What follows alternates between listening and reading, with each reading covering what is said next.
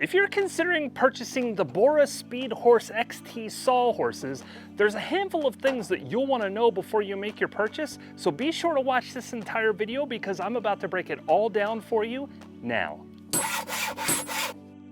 The team over at Bora Tool was kind enough to send me these Speedhorse XTs so that I could break down the details for you, and I'm going to be evaluating them based on 3 categories. First is portability, second is ease of use, and 3 is function, and then we'll talk about price at the tail end.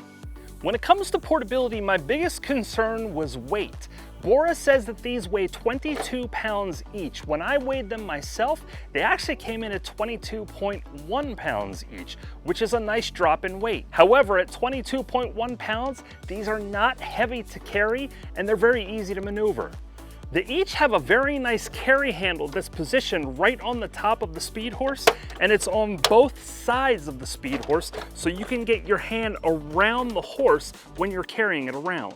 Now the top of the Speedhorse is 3 inches wide, so you don't need a huge hand to get around the top in order to hold both sides of that carry handle. And if you're carrying 2 Speedhorses at the exact same time, it is not tough at 22.1 pounds each.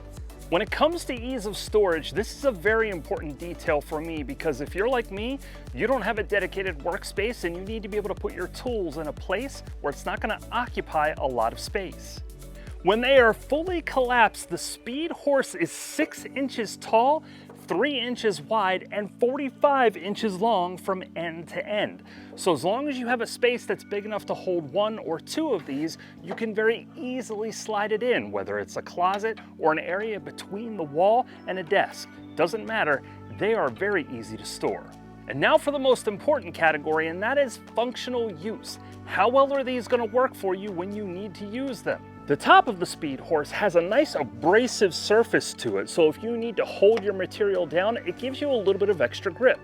There are also holes throughout the top of the Speedhorse, so you can drill from the inside of your Speedhorse out to hold a 2x4 in place.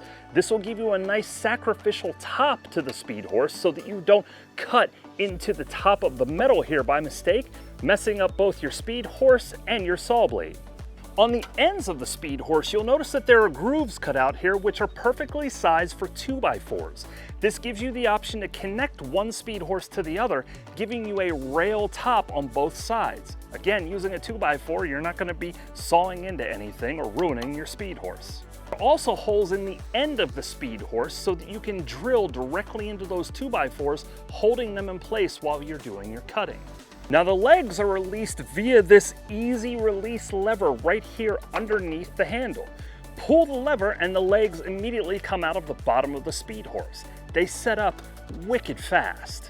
And when you're ready to collapse your Speedhorse back down for storage, there is a lever right up in the top of the Speedhorse here. You literally just pull up on this guy and that releases the legs so that they go back down into the housing of the Speedhorse. Now I have run into some challenges where I do this and the legs do not collapse together right away. You just have to pull back on the hinge between the legs in order to get them to go down inside the housing.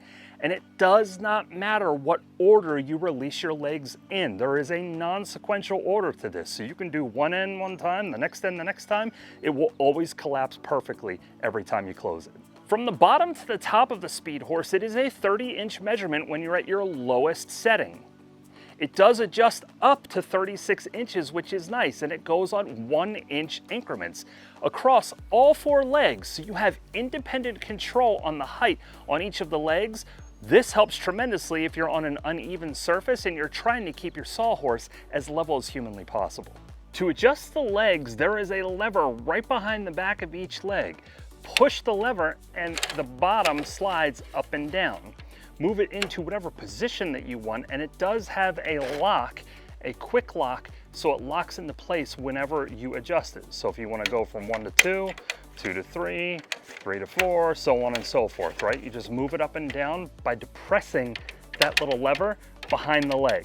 Now I will say that my only complaint with these Speedhorses so far is that the legs don't always go all the way back in when you collapse the Speedhorse.